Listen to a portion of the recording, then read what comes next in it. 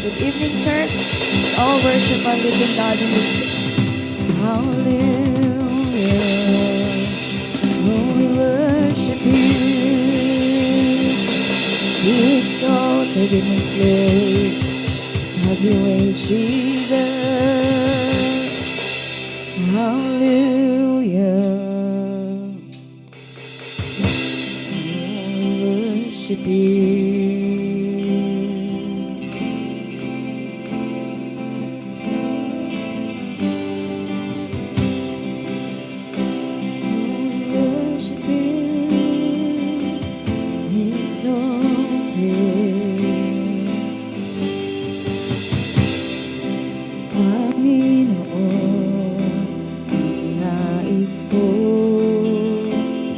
Kagandahan mo ay pangmasdan ang pag-ibig mo sa aking tugon. Kailan may di pababayaan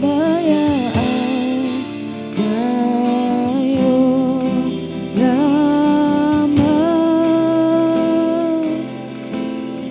matatagpuan sa'yo.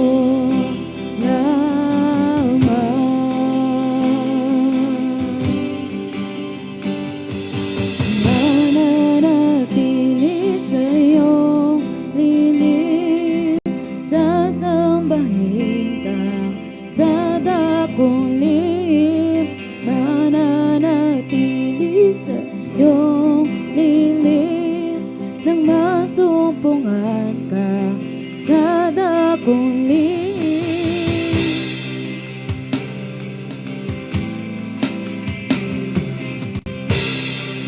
Panginoon, ang ngalan mo ay kalinga at sandigan ko. Di nagbabago pangako mo.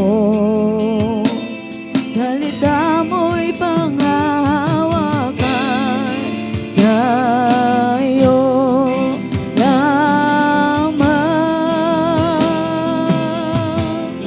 matatagpuan sa'yo lamang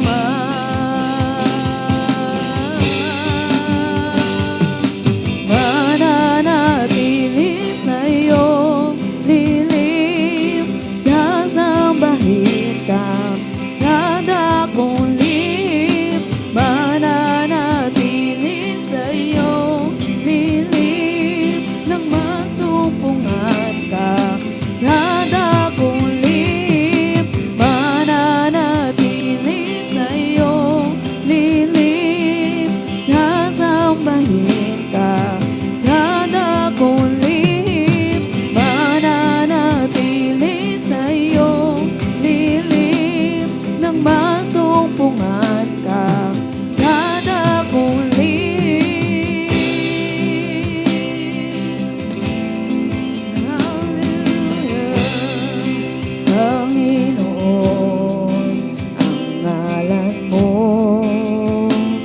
ay kalinga at sandigan ko. Pinagbabago pangako mo. Salita mo'y panghahawakan sa'yo lamang matatagpuan sa'yo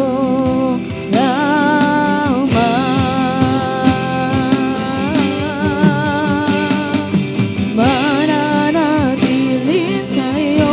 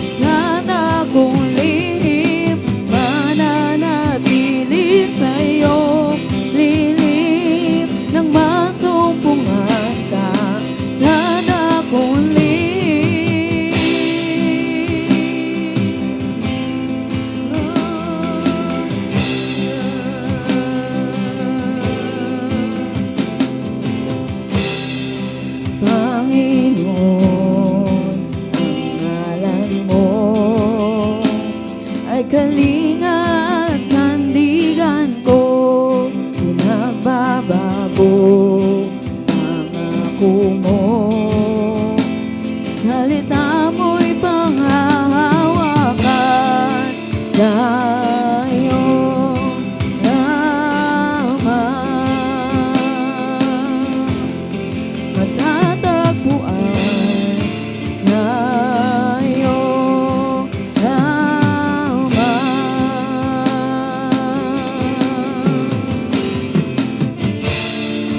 Sa iyong laman.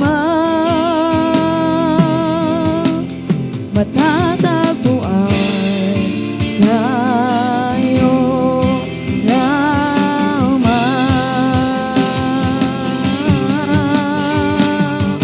Mananatili sa iyong lilip, sasambahin ka sa dakong lihim. Mananatili sa iyong lilip, nang masumpungan ka sa dakong lihim.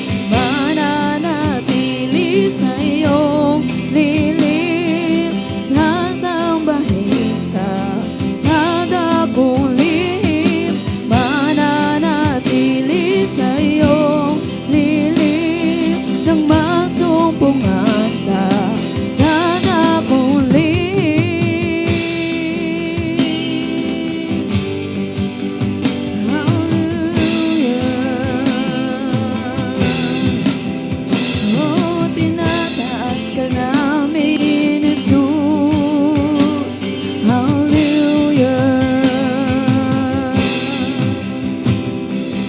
Ang papuri ko ay tanging sa'yo, sa'yo lamang inialay,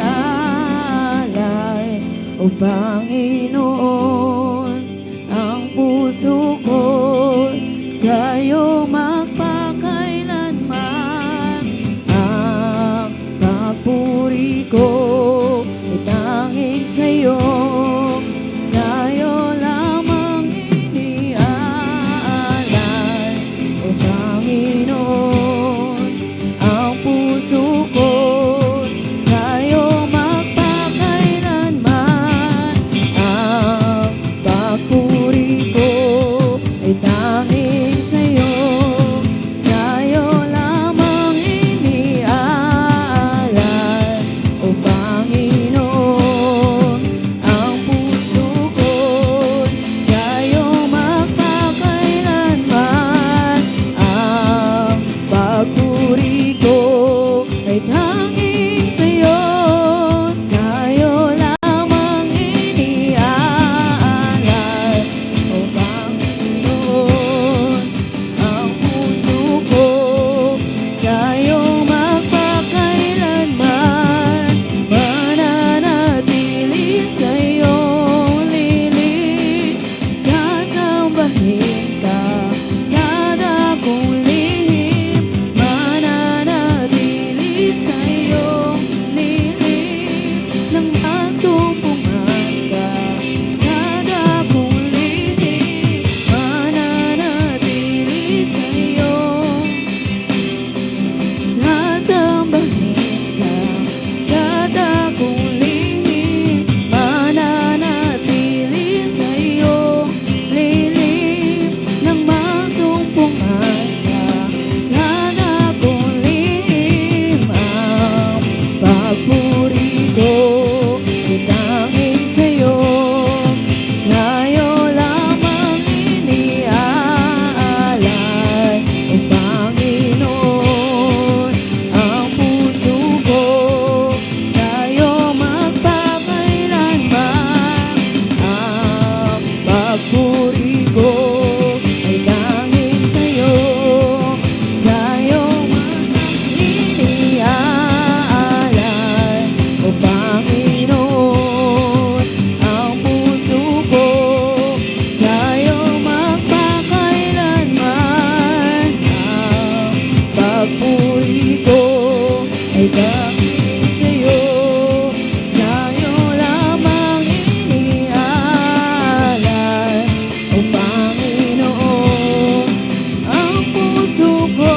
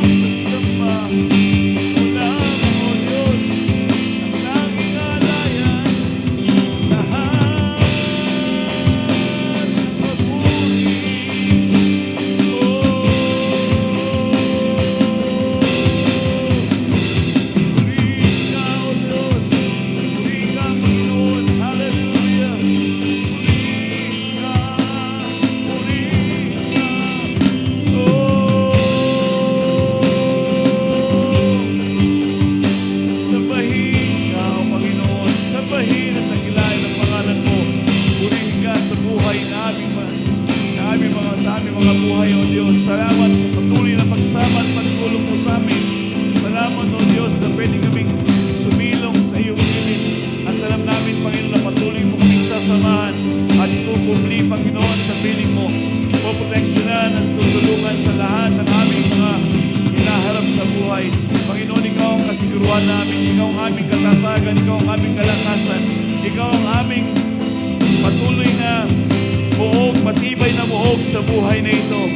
Tulungan mo kaming magtiwala sa iyo. Araw-araw, Lord, ilagak namin ang magtitiwalang ito sa iyo lamang, aming Diyos. Alam namin hindi ka bibigo, hindi ka mangiiwan. Ikaw na nangako ay tapat sa aming lahat. Dakilang Diyos, patuloy mo kaming samahan sa buhay na ito. Patuloy na yung makita na ikaw ang aming Diyos na siyang kukumpleto sa buhay na ito. Sa piling mo walang kulang, O Panginoon. Tulungan mo kami na araw-araw ay maging buhay na namin na magpuri sa iyo, magsamba sa iyo, magpasalamat sa iyo, magtiwala sa iyo, manampalataya sa iyo. Dahil ikaw, aming Panginoon, mula noon hanggang ngayon ay hindi nagbabago. Panginoon, samahan mo kami sa gabing ito. Naniniwala kami sa pagsasama-sama namin. Kami nagkukubli sa iyo. Kami nasa ilalim ng iyong lilim. At sa pagsasama-sama namin, O Diyos, alam namin marami kaming makikitang mga manifestation ng iyong pagkilos at paggawa, ang iyong malakas na kapangyarihan sa buhay po ng bawat isa at sa bawat pamilya po namin. Patuloy mong sakupin ang puso't buhay po namin. Siyasatin mo ang mga puso po namin, Panginoon. Aking dalangin na walang umaagaw nito sa iyo. Hindi ko talagang sentro ng buhay pong ito. Maghari ka, Panginoon. Sa pamagitan ng iyong banal na Espiritu, ay patuloy naming makita na ikaw ang aming dapat sinasamba. Ikaw ang nadadakila. Ikaw ang naluluwalhati. Na malaya kang kumikilos. Na malaya naming nakikita ang iyong kaluwalhatian. Hindi kami nagiging estranghero sa mga nangyayari sa buhay at hindi namin napagtatagumpayan, kundi naniniwala kami at nagkakaroon kami ng kumpiyansa na ikaw, aming Diyos, ay sumasama para ang lahat ng aming harapin, siguradong lalabas kaming matagumpay. Salamat, Panginoon, dahil patuloy kang nangunguna sa aming lahat. Ikaw ang tagapanguna, tagapag-ingat, taga-preserve po ng mga buhay po namin. Marahil maraming banta ang kaaway laban sa amin, nagpapasalamat kami. Lahat ng inihanda niya laban sa amin na hindi po nananagana sa amin. Patuloy kaming tinatakpan ng makapangyarihan at banal na dugo ng aming Panginoong Hesus. Saan man kami pumunta, sigurado kami, pinag-iingatan kami ng aming Panginoon. Lord, katagpuin mo kami araw-araw.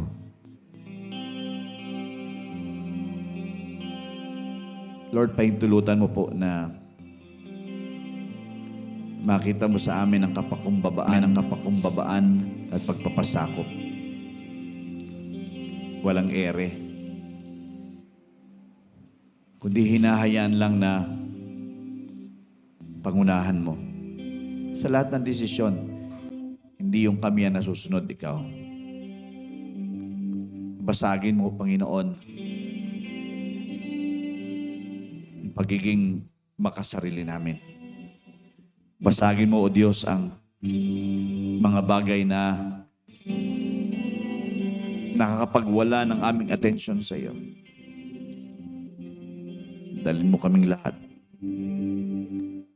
sa isang malalim na conviction ng iyong banal na Espiritu. Manguna ka at mangusap ka sa aming lahat, O Diyos. Dahil alam namin kapag sakop ang buhay na ito, ang dali ng mga milagro at himala na nangyayari. Ang mga kulang ay napupunuan. Ang buhay na iyong pinangako na magiging masagana ay totoong magiging masagana.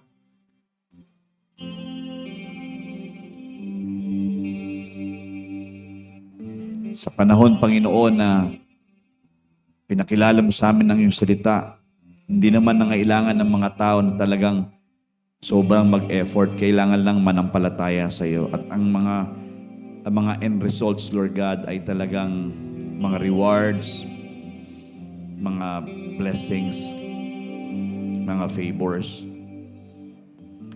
And all we just need to do is really depend and rely and trust you. So let it be, God. Let it be in each and every one of us. Lord, tulutan mo kami na talagang mangubli sa iyong lilim. Ngayong gabi, mangunak at mangusap ka sa anumang mga bagay na aming inaharap. Alam namin, ikaw ang makaka-settle ng lahat ng ito. Ikaw ang makaka-resolve ng lahat ng ito. Ang lahat ng mga katanungan namin, may kasagutan mula sa iyo. Lahat ng kailangan namin, kaya mong punuan. Walang mahirap sa iyo. Salamat. Naniniwala kami sa aming mga puso na ang iyong banal na Espiritu ay kumikilos para puspusin kaming patuloy para lahat ng gagawin namin ay ayon sa iyong kalooban lamang. At talagang ang pangalan mo'y maitatangal, maitataas at madadakilang tunay sa aming lahat. Dahil ikaw lamang, O Panginoon, ang karapat-dapat sa lahat ng mga ito. Salamat sa malakas mong pagkilos ngayong gabi at sa pangunawa na bibigay ng iyong banal na Espiritu mula sa mga salita mo na aming pagbubulay-bulayan. Panginoon, wala kami ibang nanaisin, kundi ikaw lamang ay parangalan, itanghal, dakilain, at patuloy na itaas sa aming kalagitnaan. Purihin ka at pinagpala mo na ang gabing ito na aming pagsasama-sama. Sa iyo po ito, Lord God. All glory and praises belongs to you. We love you and bless you. In Jesus' name we pray. Amen and amen. Hallelujah. Well, good evening, church. Bago po magsiyo po, just go around and bless one another po.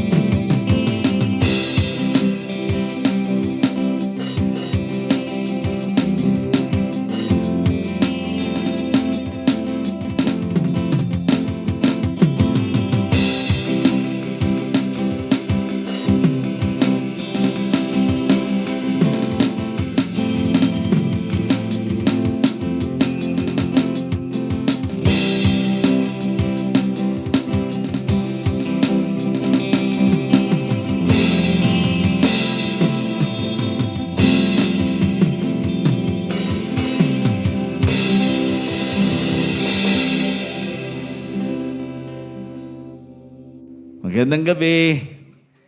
Good evening, everyone.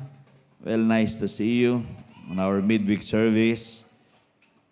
And I thank God for what He is depositing in me, and I know it will be deposited to you as well as a pastor. And I know these are all from the Word of God, the will of the Lord, for us to receive from Him. Okay, so kumusta po ang bawat isa? Are we blessed? We are so blessed by the Lord. Tunay ngang pinagpala tayo ng Panginoon. Okay, so again, welcome sa midweek service po natin. And we are grateful na ito po ay the last Wednesday of the month of January. Okay, pasok na tayo ng February, no? Sa Sunday, February na. Saturday, no? Tama ba? Saturday, February na. Uy, Saturday, February na. Ladies Fellowship. Sige, tingnan muna natin yung mga lined up activities for Ladies Fellowship. Oh, Sabado pala yung Ladies Fellowship.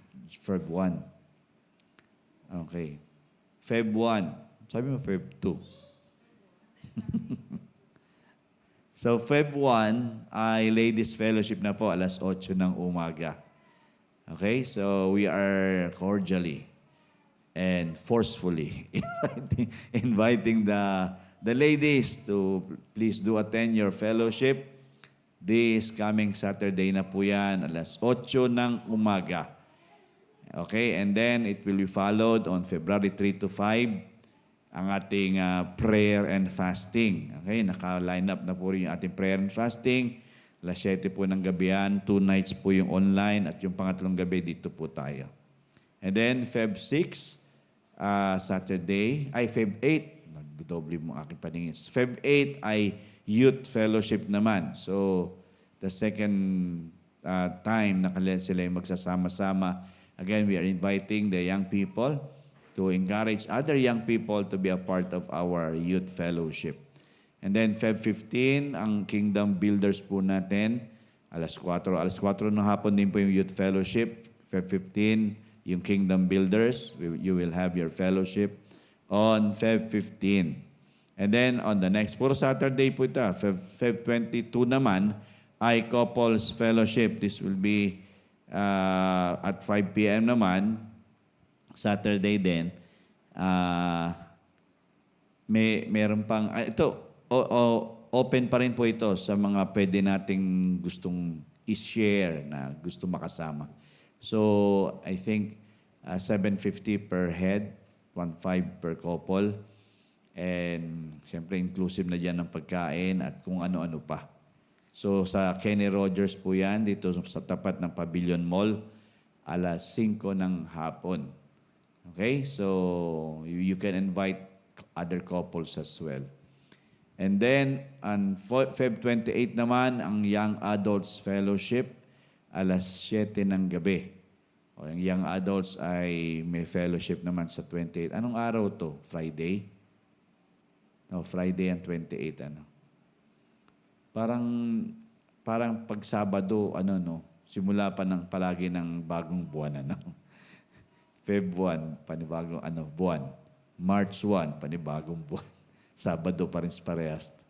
Okay, so yan po yung mga lined up of activities. Tapos yung pag Thursday, yung mga warriors po, prayer warriors, encouraging also the other ladies to, if you wanted to join, even men can actually join the prayer warriors. At alas 7 ng gabi to every Thursday.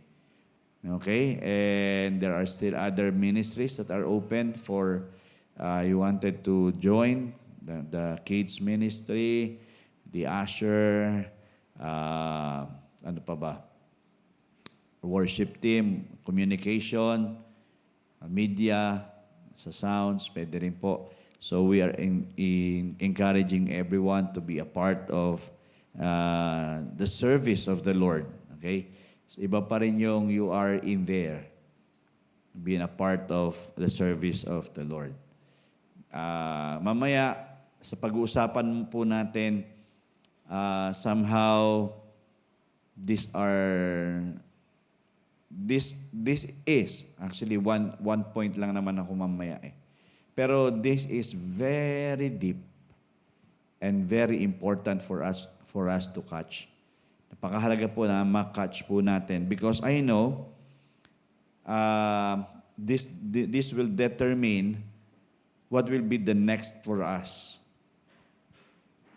Are we that dead serious enough para sa ating Panginoon? Since we know that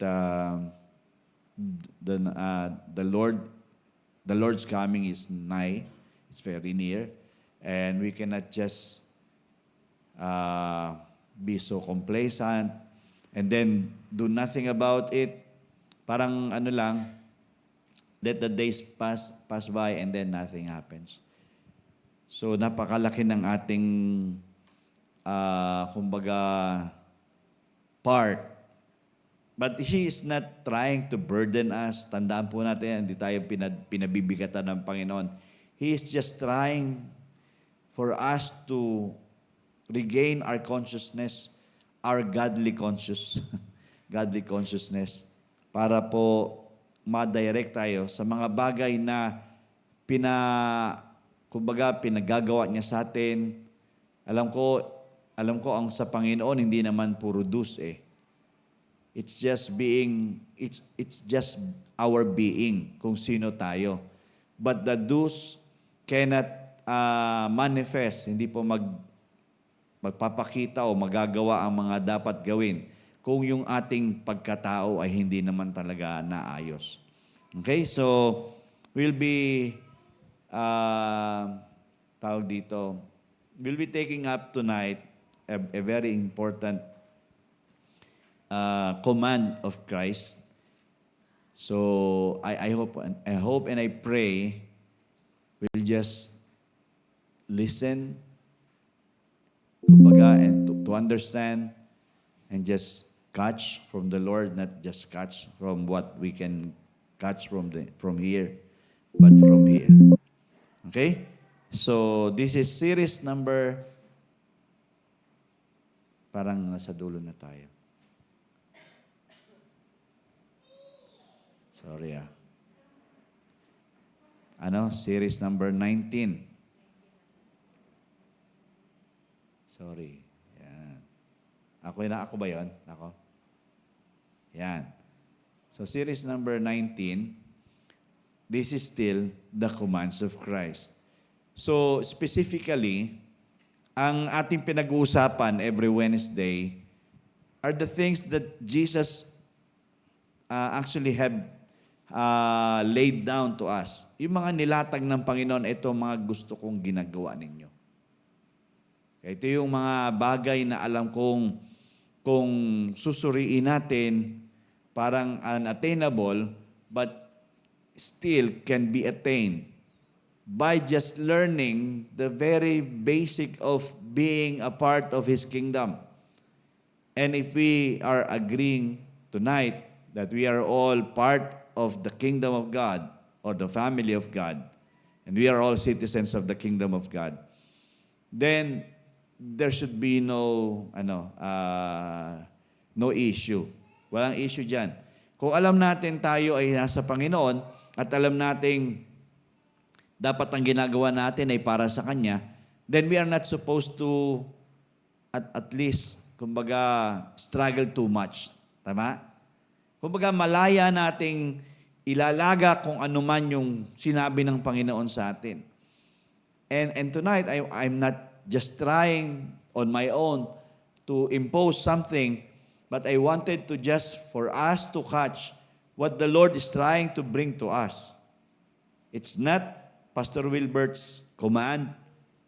It is the Lord's command that He wants us to embrace, and not just embrace, to make it happen. So tonight, paalala po ulit, eto po, that the life of the kingdom cannot be lived through the flesh. Okay? Ang pamumuhay sa kaharian ng Diyos ay hindi maisa sa pamuhay sa pamamagitan ng laman. Kung ang ating operation ay puro laman, ibig sabihin, we are trying to figure out everything by our own, but not really depending and fully yielding to the Spirit of the Lord, and we are just trying to be dominated by the flesh. Ibig sabihin, laman lang. Ang ginagawa natin ay effort ko to, sa pamamagitan ko to, sa isip ko to, plinano ko to. So lahat na lang, kumbaga, naka-line up sa atin, hindi naka-line up sa Kanya, then we know we cannot achieve living the kingdom life. We fail. Because all the Lord wants is that we live the kingdom life here on earth, just like heaven. Diba? He wants heaven be here on earth. So, patandaan po nito, tandaan po natin itong Zechariah 4 verse 6. Sabi nga nun, He said to me, this is the word of the Lord to Zerubbabel. Ito po yung sinabi ng Panginoon kay Zerubbabel. Pwede nating i-personalize ito eh.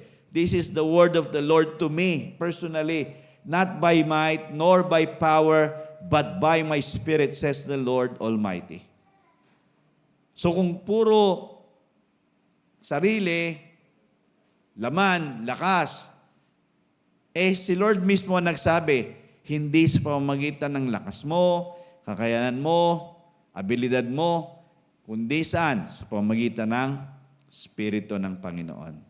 The Spirit of the Lord. Kaya at times, marami tayong effort, it fails because it is being done by the flesh. The end result is, it's because we have done it by us, but not by the Spirit of the Lord. There is, kumbaga, there is much gratification or satisfaction kapag ang isang bagay ay ginagawa natin sa Espiritu ng Panginoon. And there's so much peace. Even though there are so many challenges, but if it is by the Spirit of the Lord, we are not failing a bit of it. We know we are accomplishing day after day. There is always something that is happening na yung sinasabi ng Panginoon sa Isaiah that I'm doing something new. Hindi mo ba malalaman itong bagong ito? Kumbaga, now we are knowing it because He is making a road in the desert, di ba? Rivers in the wilderness, tama ba yun? Or rivers in the desert, road in the wilderness, naglalagay siya ng daan sa ilang, tapos ilog sa disyerto. Kasi may ginagawa siya. And it's not by the flesh.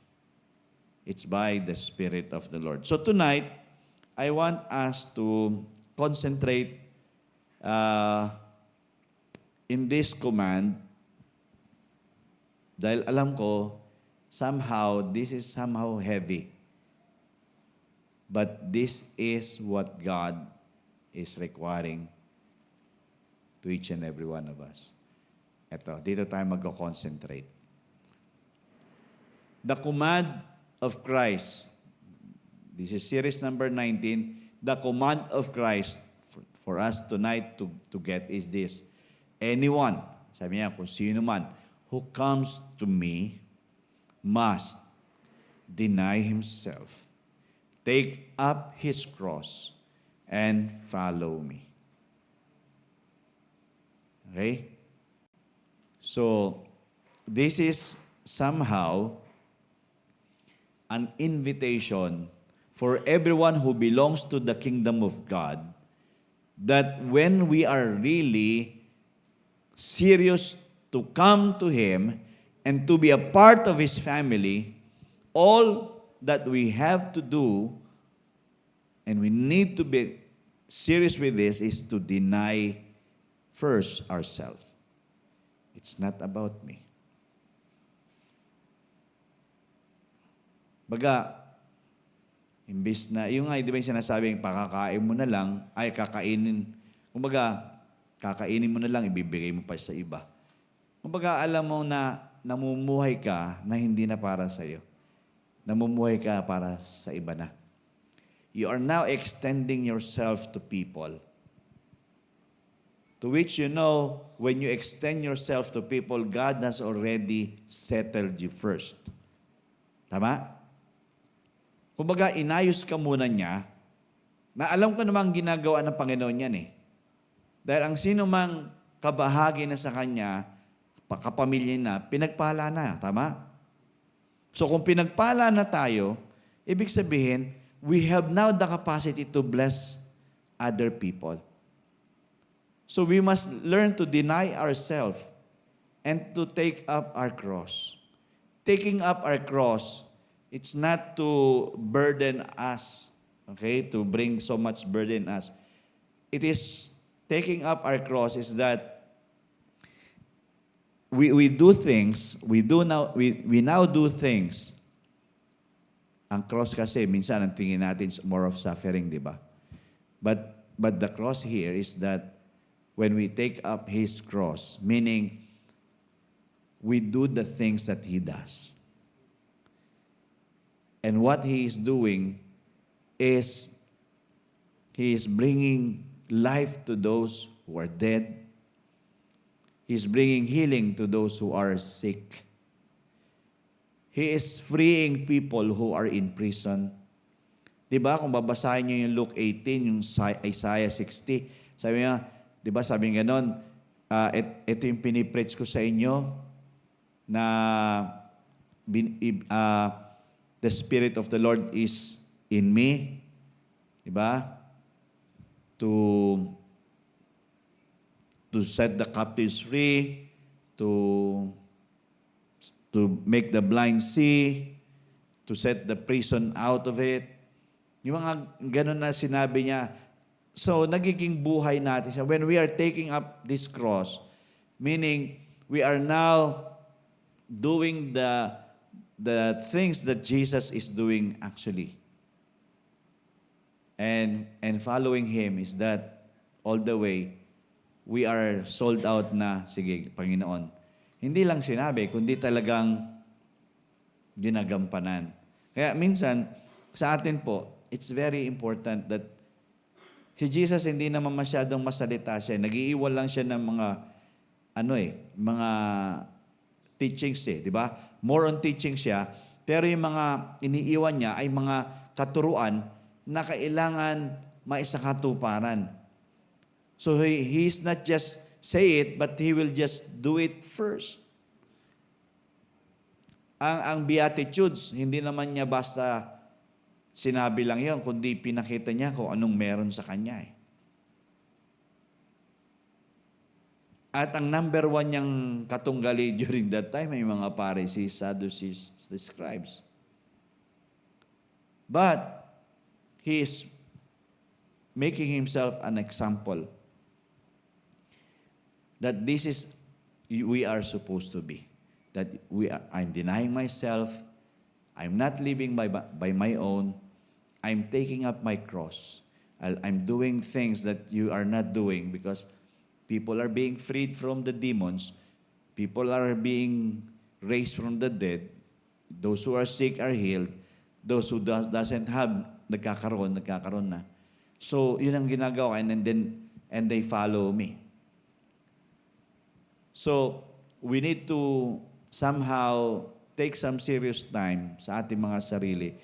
Is this command of Christ has become alive in me? Personally. Am I denying myself? Am I taking up my cross? Taking up His cross and am I following Him? So, unang-una dito, I want you to see this. God's salvation is free, but it costs everything. Tama? Ang kaligtasan ng Diyos, libre yan. Pero, hindi nangyari yan ng ganun-ganun na lang. It cost Him everything. It cost Him His life. That is why this is a total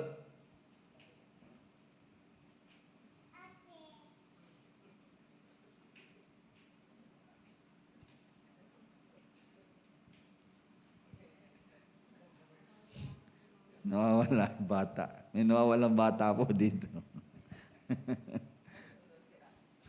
Ate, nahanap niya si ate niya. So, God's salvation is free. And we are supposed to appreciate that. Pero again, but it costs everything. Kumbaga, hindi, free natin natanggap, pero behind that, it costs Him everything. His whole being is, kumbaga, naging parang bayad na, parang binayad na ibayad, ransom, parang it costs Him everything. So, hindi natin pwedeng maliitin kung ano yung natanggap nating kaligtasan mula sa ating Panginoon. Tapos sabi nga nito, we cannot receive His gift of life without emptying our hands of anything else that is in them. Tama, di ba? We cannot receive the gift of life. We cannot actually enjoy life if we are not really are learning to empty it out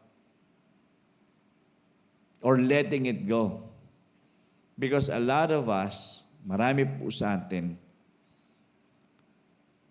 we embrace so tightly of the things, or we are holding too much or so tightly also on the things and we on this life. But we are not willing enough to let go of something that we know it costs us something. And it even costs us everything. And we cannot actually boast about the things na nagawa ko na. Alam nyo, yung, wala, naibigay ko na to, naipamigay ko na to, na-empty out ko na. We cannot boast of that. Wala pa sa kalingkingan ng ginawa ng Panginoon yan. Kaya ang problema, ang problema is that hindi nagre-reciprocate. Ibig sabihin, supposed to be, we are enjoying the life. But without us emptying out ourselves, we cannot really enjoy them. Puro tayo akabig lang.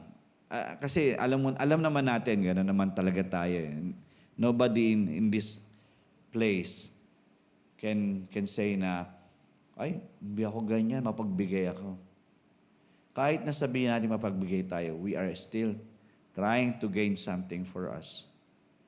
That it's never an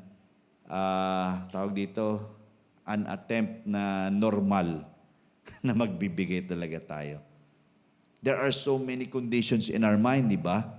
Pag pagbibigay tayo, paano na lang pag nagbigay ako ng ganito? Paano na lang kung ile-let go ko to? Paano na lang? Wherein we know, in giving, we are receiving.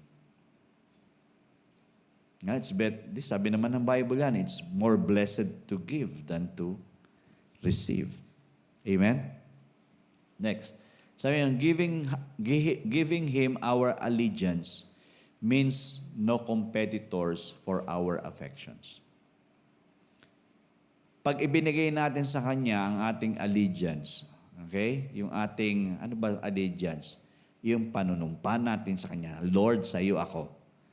Ibig sabihin, wala dapat siyang katunggali.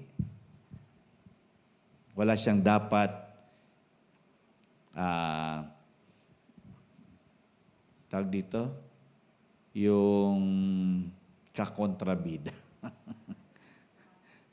Ha? Kahati. So, when we are giving our allegiance, it means there should be no one who's trying to compete with Him. Kaya ang tanong dito, is there somebody who's competing with Him in us?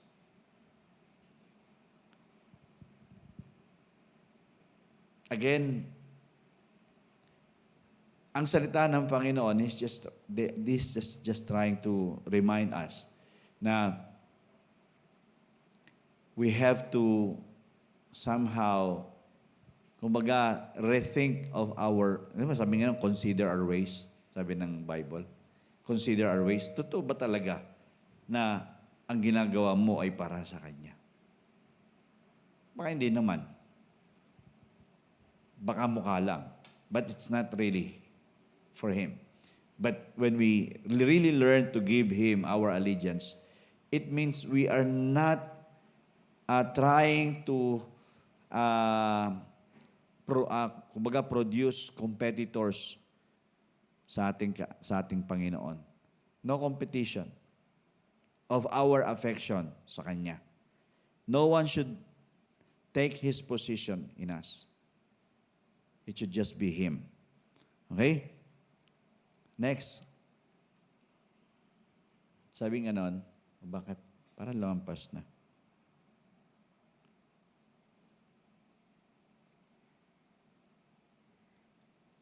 Yan. He is tingnan niyo to He is and must be of far more importance to us than our lives, than any earthly relationships and possessions. He is and must be. If this is really taking place in us, then we know we are really kingdom people. He is and must be. Meaning, talagang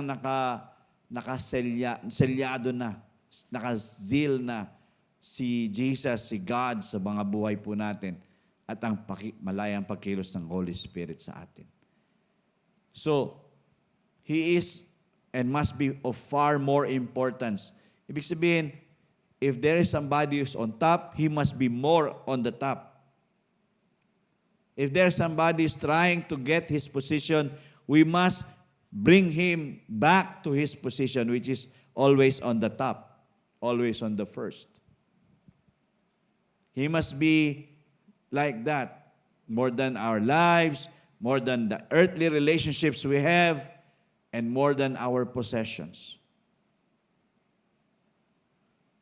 And we know, kung sasabihin na, pag-usapan natin talaga, mabigat itong gawain ito.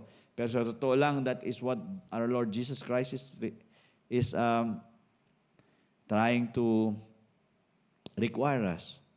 Yun ang require niya.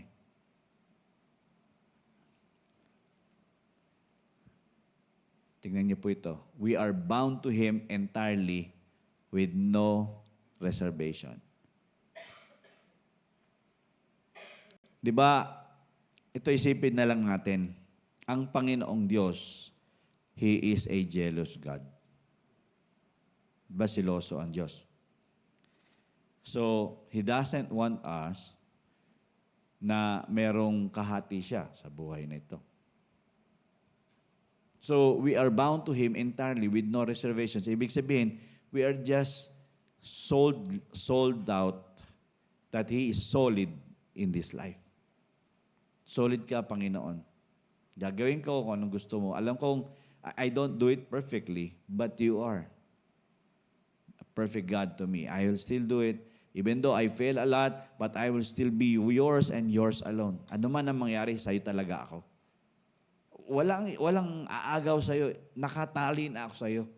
Ano man ang mangyari, walang aagaw sa'yo. Kahit na merong offer dito, merong gagawin ako dito, meron akong mga kailangan tapusin, it should be you first. It should be you first. Obeying and following Him no matter what the cost, no matter what the sacrifice or risk. So we are supposed to obey and follow Him no matter what the cost, no matter what the sacrifice or risk. Dito maraming nagfe-fail dito yung obedience and following Him. Because if there's something that cost you, it will be the one that will be your reason to back out or to withhold yourself from following Him, from obeying Him. Tapos pag may mga sakripisyo na, may mga risk na, yan yung mga pagkakataon na ang sarap-sarap, wag na lang natin gawin kasi ano naman mahihirapan tayo diyan. 'Di ba? May mga bagay na gano'n na alam natin na pag sinuong mo ang isang bagay na alam mo naman sa Panginoon yan, hindi ka naman matatalo diyan. Kung kay Lord yan, gagawin mo yan, kahit na anong mangyari, pasa kay Lord yan. But when we are obeying and following Him, no matter what the cost and no matter what the sacrifice or risk, we know we are opening up our doors, the door of our hearts, our lives, so that God will just flow freely para makakilos siya. Hindi makakilos ang Panginoon kasi nga, yung reservations, yung kanina, yung inauna, because we have reservations. Imbis na buong-buo tayo para sa Kanya, meron tayong mga spots, kahit mga spots lang yan. Alam naman natin na sinabi ng Bible, we give no place to the devil, di ba? Sabi ng Bible. But that spot will be a spot of the devil to be, kumbaga, para mag-start siya makakilos against us. A little spot will bring us down. But if we are not allowing that spot to be in our life, and we are just trying to make it all for the Lord, then we know we will be rewarded. And we'll be blessed. Mabibless po tayo. Mamaya, tingnan natin yung mga words na alam ko makakatulong sa ating lahat. And gusto kong makuha niyo po ito.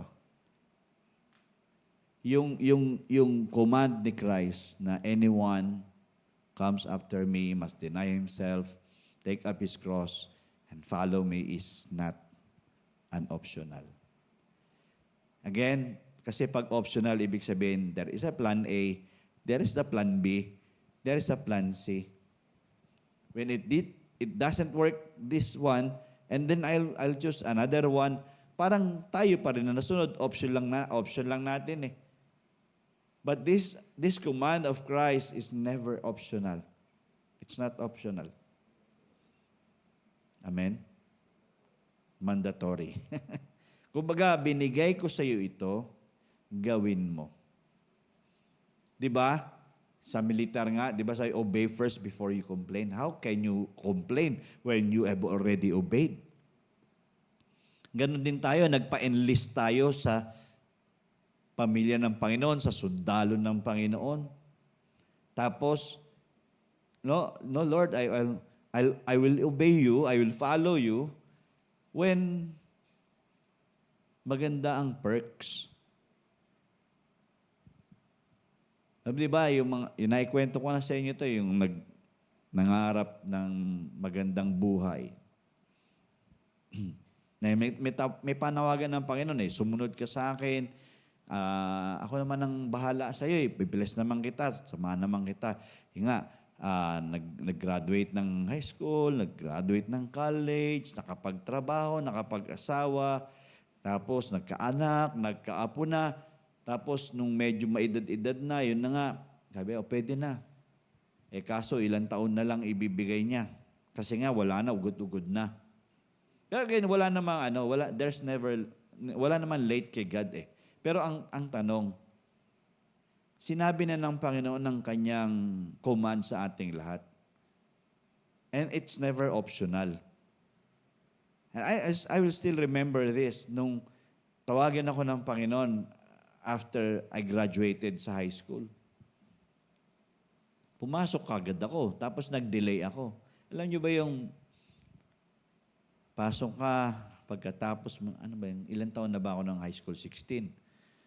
Tapos, alam niyo yung post kong yun, yung from 16, nasunod ko lang ang Panginoon at the age of 30.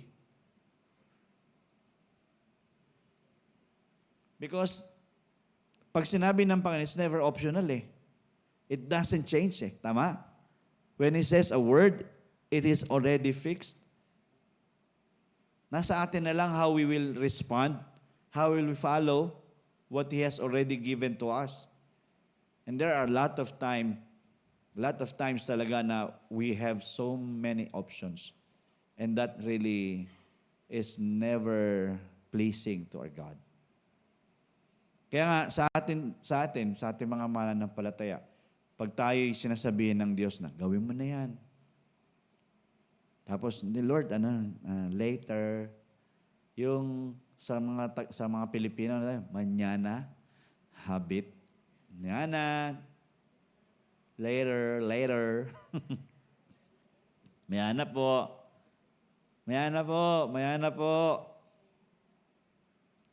Which is actually, na-catch din ng mga Kristiyano yan, ng mga mananampalataya yan. Catch na yan eh. Kasi, kahit naman sa Bible, may mga nagdi-delay eh.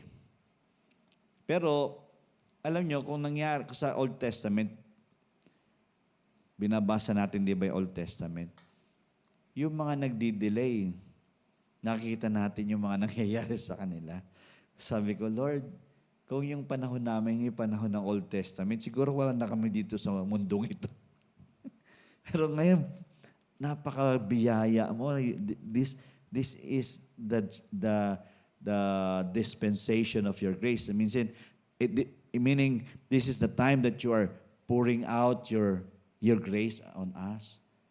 Meaning we are now supposed to rely on your ability, not on our ability to do your will. Dati, human effort yung ability nila, wala pang grace eh. Tandaan niyo po yun, wala pa yung grace nun eh. Iilan pa lang ang ginibigyan ni Lord ng grace nun, pero ngayon, buhos ang grace eh. Kaya medyo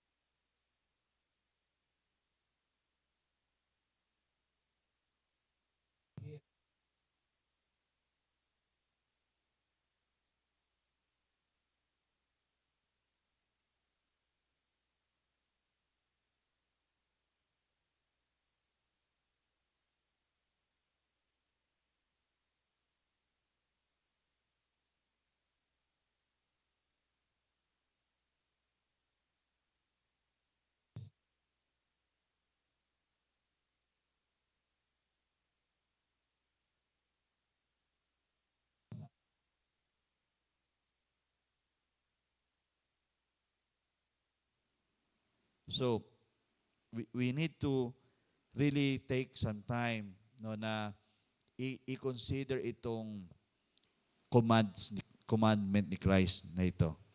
That anyone who follows Him, who comes to follow Him, must deny ourselves, take up our cross, and follow Him. So, tignan po natin yung mga talata. No? Tonight, I want us to see. And I want us to see in these verses how the Lord has been repeating it again and again and again and again. And we know that when God is repeating a word from Him, it means He is dead serious that we need to do it. Tama? Pag sinasabi ng Panginoon paulit-ulit, sabi niya, pinapaalala niya, standard ko to. Pero paalala rin sa ating lahat, itong standard ko to, hindi niyo magagawa ito sa laman ninyo. Magagawa niyo lang ito sa espiritu ko.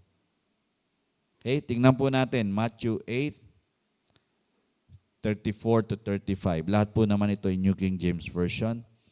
Sabi ganon, when He had called to the people to Himself, tinawag niya yung mga tao, with His disciples also, He said to them, whoever desires to come after me, let him deny himself and take up his cross and follow me.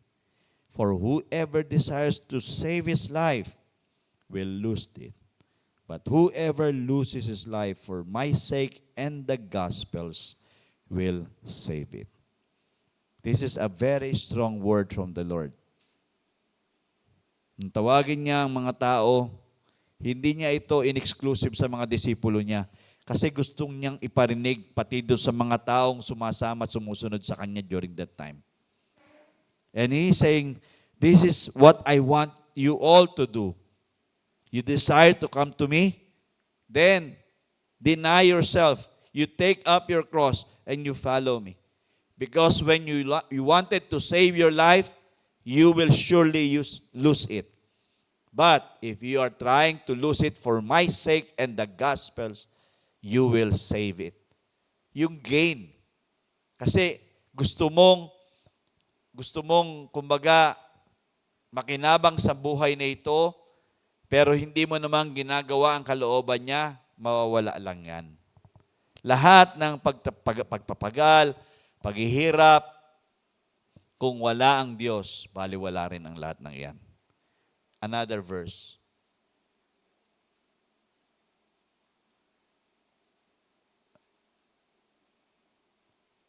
Yan, Matthew 10:37 to 39. Ito, iba naman ang pinatutungkol dito. But again, this is still what the Lord is trying to bring to each and every one of us. It talks about the family naman. He who loves father or mother more than me is not worthy of me. And he who loves son or daughter more than me is not worthy of me. And he who does not take his cross and follow after me is not worthy of me. He who finds his life will lose it, and he who loses his life for my sake will find it. So this is also the same as the first one. Sinasabi ng Panginoon, this is my requirement. I want you to take up your cross and follow me. But if you cannot deny the things that is trying to hold you back in pursuing me, then you will lose everything in life. Dito, pamilya to. But he is not against the family, ha?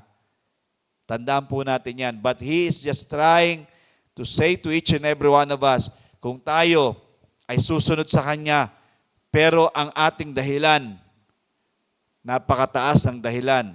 Okay, sabi ko nga sa inyo kanina, hindi optional eh. Kasi dapat siya talaga yung nasa top of the top, di ba?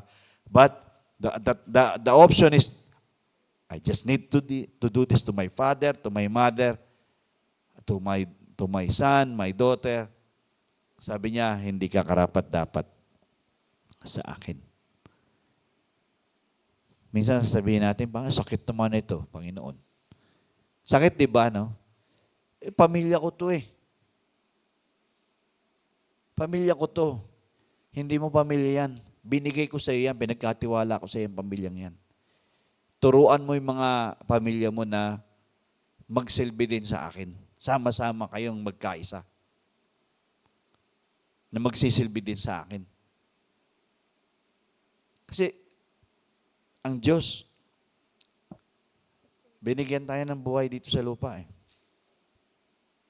At yung binigay ay para maging katiwala tayo, hindi para angkinin ating talaga. Dahil bibigyan niya talaga tayo ng mga kailangan natin at hindi niya gustong ipagdamot yan sa atin. Amen?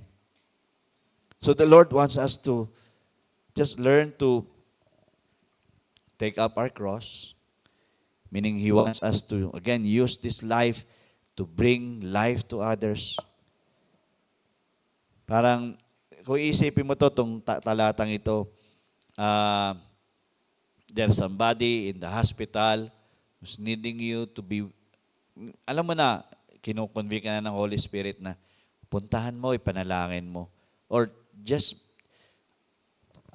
call that person. Kahit ngayon naman, technology naman, you can call that person. Pero dahil nga, I have something to do with this, I have so many chores, I have so many schedules to do, so we don't take up our cross. And then we lose it. Maraming tao ngayon na papahamak because tayo mismo, we don't stand being the one who's taking up our crosses. And we cannot even deny ourselves. And still, to be honest with you, we are still self-centered. But the Lord is just campaigning, let it not be according to the flesh, not by might nor by power, but by the Spirit of the Lord. Another verse po. Luke 14, 26 to 27. Ito medyo mabigat na to. Parang ano na to extreme. Kung nagsalita ang Panginoon ito, parang extreme na ang dating niya dito. Sabi niya, if anyone comes to me and does not hate his father and mother, wife and children, brothers and sisters, yes, and his own life also, he cannot be my disciple. And whoever does not bear his cross and come after me cannot be my disciple. Ang bigat, di ba? Pero sa totoo lang, he is now campaigning na there should always be no greater love than me. I am supposed to be the only one that you love so dearly than loving so much of others and hating me. And then you don't hate your father, you don't hate your mother, you don't hate your wife or children. Wala naman sinabi dito. Hindi naman to kampanya para talagang magalit tayo no, sa pamilya natin.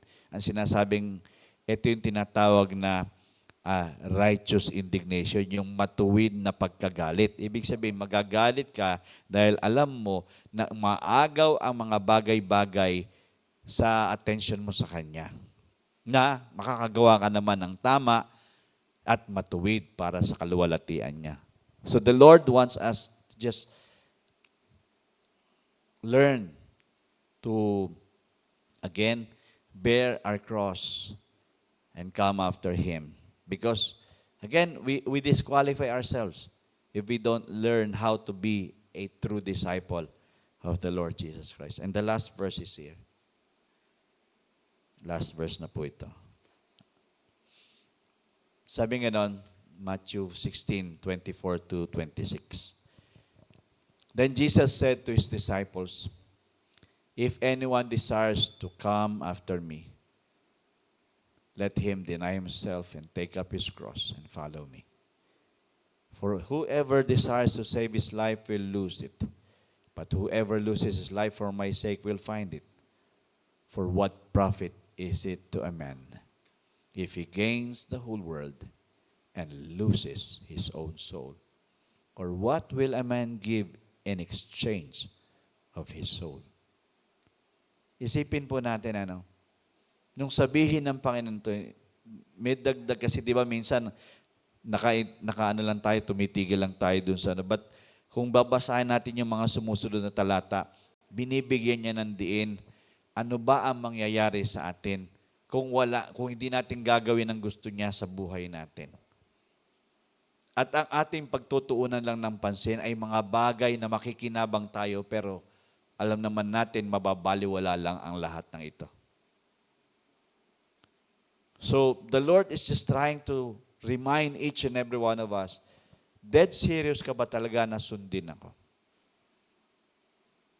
Or just trying to follow yourself?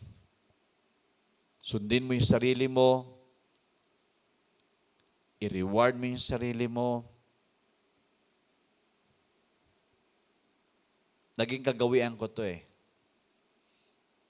during the time na ako'y nagtatrabaho sa Jollibee or tapos yung sumunod sa duty free. Na every time na susweldo, since ako'y breadwinner sa pamilya, ang una kong iniisip, pero Kristiyano ko dito, hindi ko iniisip magta-tithes Ang iniisip ko, kakain muna ako. Kung ano yung gusto kong makain. Bagay yung cravings ko, yun muna. And I know that is not the will of the Lord. Because everything, lahat ng mga bagay na, kumbaga, gusto mo mapakinabangan, ay mawawala din naman sa'yo. Not everything is permanent here on earth. Tama? Hindi permanente ang lahat. Temporary lang po. Diba? Kaya nga, malakas ka ngayon, pag nag-senior ka na, hindi ka na marketable. Hindi ka na pwede. Hindi ka na magtatrabaho. Salamat sa mga na-extend hanggang 65 years old. Or iba, nakakapagtrabaho till their 70s. Sa ibang bansa, merong ganun eh. But we know it is kumbaga, our longevity sa work natin, hindi ganun saglit lang natatapos. Iba nga, pagkatapos mag-senior, natitigok na eh, no? Tapos na, wala na. Minsan, katutungtong lang ng senior, tigok kagad. Lahat ng mga bagay, lahat ng pagtutuunan natin ng pansin na alam nating parang ang gain lang ay para sa atin. Eventually, we will lose it. But we are here to labor for what will be for eternal reward. And that is while here on earth, habang nandito po tayo sa lupa, let us allow our Lord Jesus Christ to take control of our life. If we are really followers of the Lord Jesus Christ, we will deny ourselves. We will take up our cross. And we will keep on following Him. We will keep on following Him. And I want us to see this as well. Habang lumalakad tayo, habang ginagawa po natin ito, lalo na itong command na ito, our decision and resolve will be tested. Pag sold out ka dyan sa sinasabi ng Panginoon, at yung desisyon na yan na gusto nating talagang sundin ng Panginoon, matetest po yan. Walang sumusunod sa Diyos na sasabihin natin, ay, madali lang pala. Parang lahat ng bagay ay, naintindihan ko naman, okay naman, kaya naman din. Pero hindi naman. Matetest talaga tayo. Yung desisyon natin talagang sundin siya at i-resolve na talagang para ako sa Kanya, para sa Diyos ako, it will always be tested. That is why God is just reminding us, it's not by the flesh, it's by the Spirit. And the last, tignan niyo po ito. His grace and power. Tandaan niyo po ito. His grace and power will enable us to obey and follow through the fire and flood. Ito yung mga pagsusubok tayo talaga eh. Kasi yung testings talaga darating yan. It will enable us to obey and follow through the fire and blood with the temptation to ease and comfort. Meron niyang tukso para makapagpahinga, parang gusto mo magpahinga kasi medyo mabigat nga. When alone or in a crowd, going the other way and every other circumstance. So, ibig sabihin kahit na ano pa ang pagdaanan natin, the grace and the power of God, the Spirit of the Lord, will be the one that will sustain us, following Him, denying ourselves, taking up our crosses, and continuously will follow His ways, His will. Naniniwala po ako, dinisenyo tayo ng Panginoon, hindi para, kumbaga, gawin lang yung gusto natin gawin, kundi gusto talaga niya ang magawa natin. Amen? Ayaw ng Panginoon na, kumbaga, we become too, nag-hesitate tayo.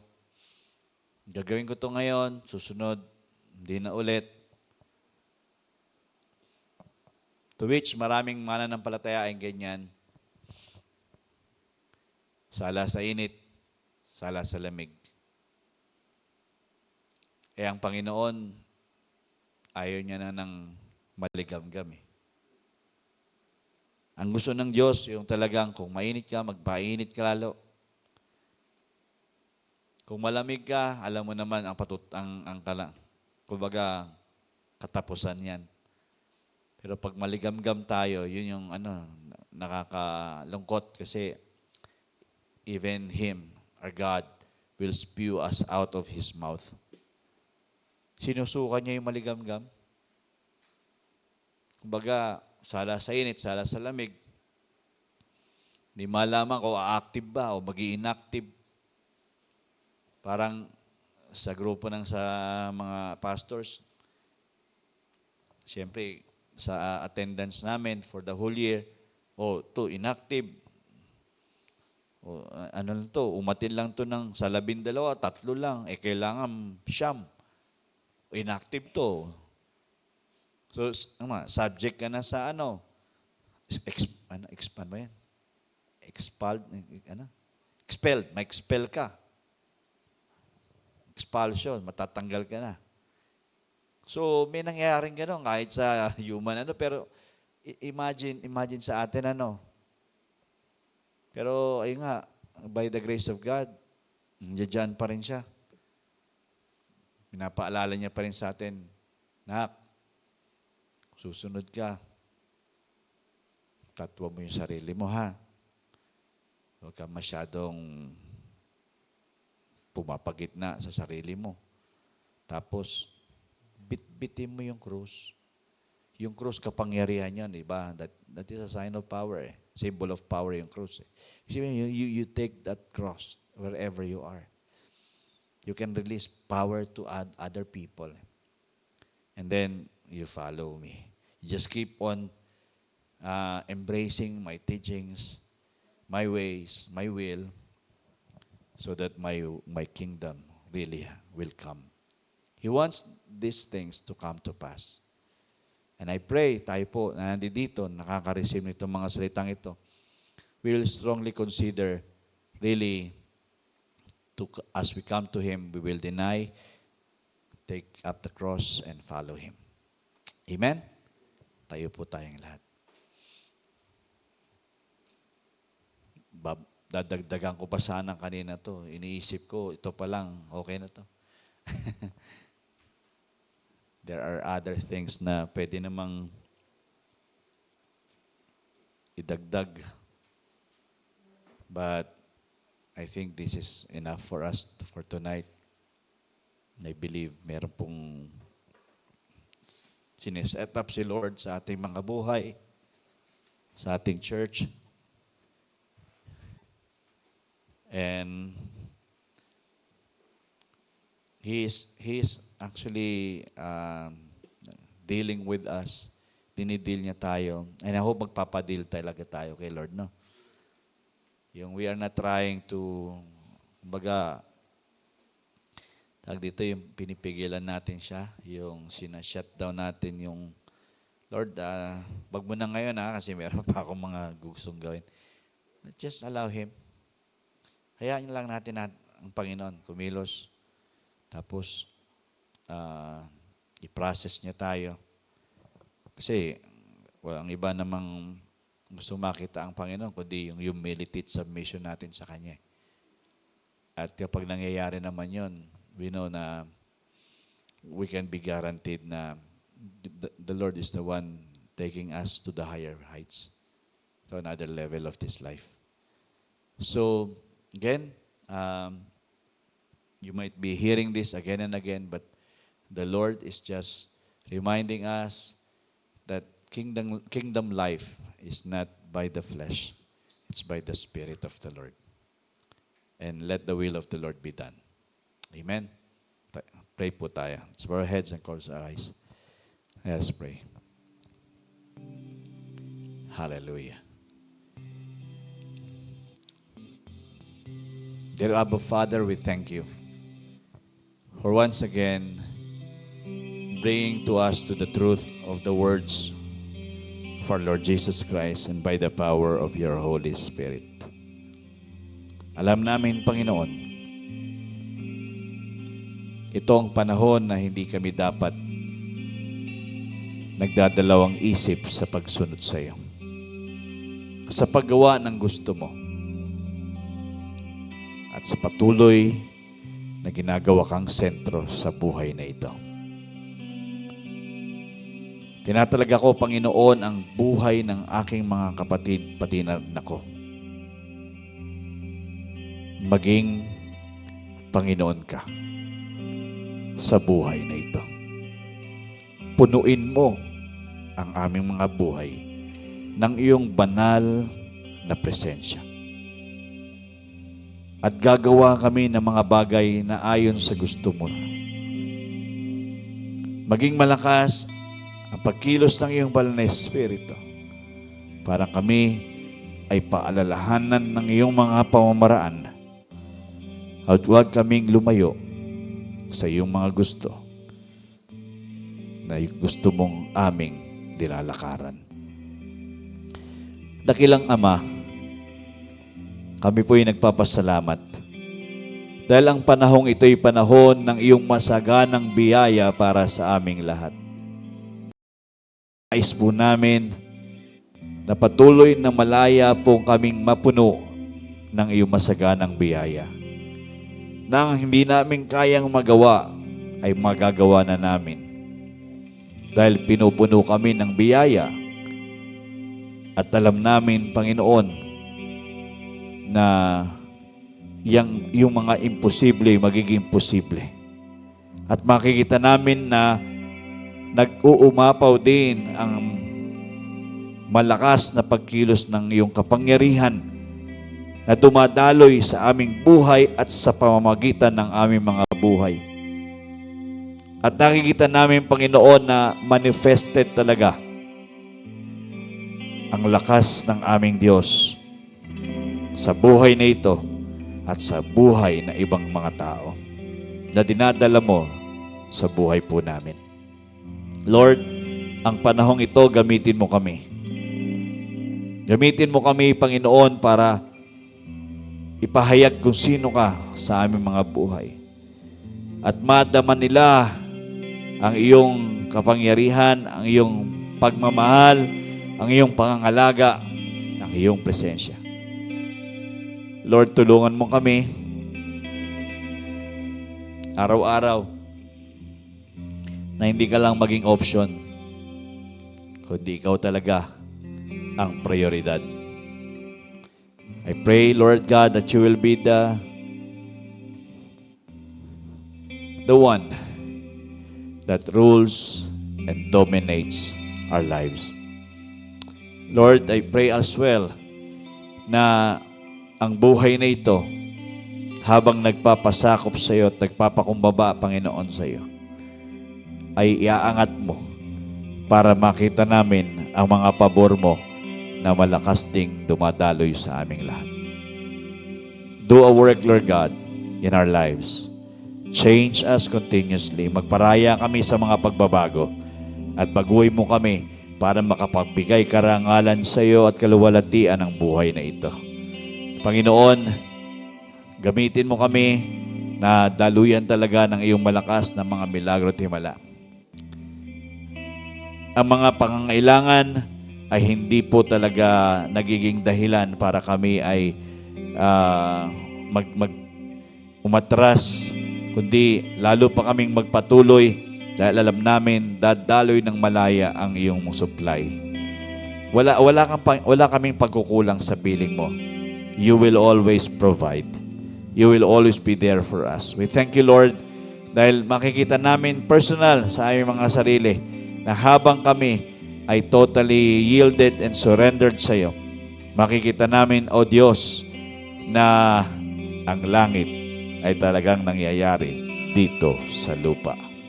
Your power is displayed.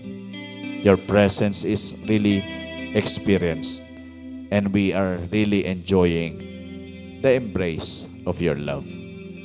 Salamat, O Diyos. I am entrusting to you itong aking mga kapatid, kami na magkakasama ngayong gabi. Patuloy kang kumilos po sa amin. Patuloy kang magpakaranas po sa amin. Patuloy mo kaming kausapin, Panginoon, sa pamagitan ng malakas na pagkilos ng iyong banal na Espiritu.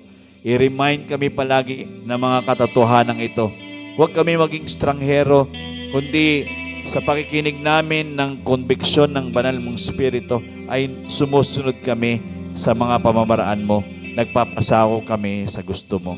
Lord, kumilos ka, kumilos ka, kumilos ka. Punuin mo po ang mga buhay namin hanggang sa ito'y mag-umapaw. Samahan mo kami, Panginoon, para po ang buhay na ito sa pag-uumapaw ay nagdadala din ng malakas na impluensya sa iba. Salamat, O Panginoon, at ang simbahang ito, ang LPBC, ang Life and Peace Believers Community, will continuously be a blessing to this place, to this city, Lord God, to this barangay, and to every place na nasa kung saan mo kami dinadala, Panginoon, sa kung saan mo kami pinapupunta, Lord God, gagawin mo kaming blessing, O God. Thank you so much, Lord God. You will empower each and everyone's life, and you will cover us continuously with the precious blood of our Lord and Savior Jesus Christ, that even sicknesses and diseases cannot overtake these bodies because we are enjoying the divine health from you. Hallelujah. Salamat po, Panginoon, sa supernatural provisions mo sa bawat buhay at pamilya. Salamat, Panginoon. Mag-overflow ang supply mo. Makikita namin, Panginoon, na ang aming iglesia ay hindi lang po hanggang dito, kundi umaabot pa sa marami, Panginoon. Lord, we are winning the lost at any cost. We thank you, God, for the boldness. We thank you, God, for your Holy Spirit. We thank you, Lord God, for filling our hearts, for making our hearts not hot, not cold, not lukewarm, but hot for you, O God. Continuously